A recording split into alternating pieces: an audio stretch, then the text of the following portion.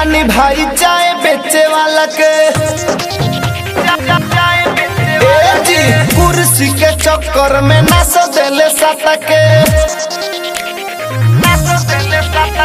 सुन लो कहानी भाई चाय बेचे वाला के कुर्सी के चक्कर में नाच देले साता के तो यारमी के जिंदगी के साथ खेले वाला हवे चाय बेचे वाला 40 साल के नौकरी के 4 साल करे वाला हवे चाय बेचे वाला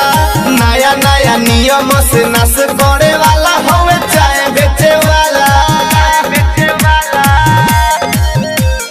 कलिंग स्टूडियो मुसेपुर छपरा।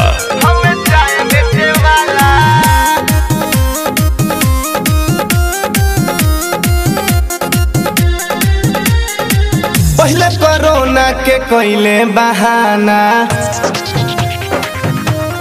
ए जी अपन रैली निकालस रोजाना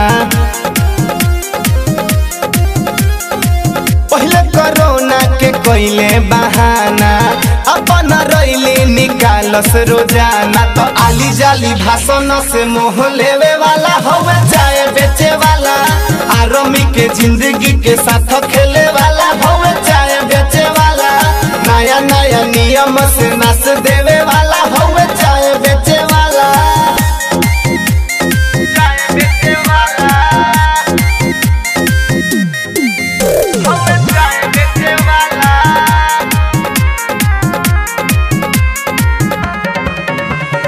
म्यूजिक बाय मंटू मनी।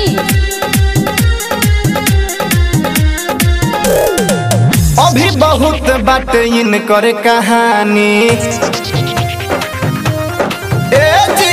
कुर्सी पर बैठी करेले मन मानी सुना ना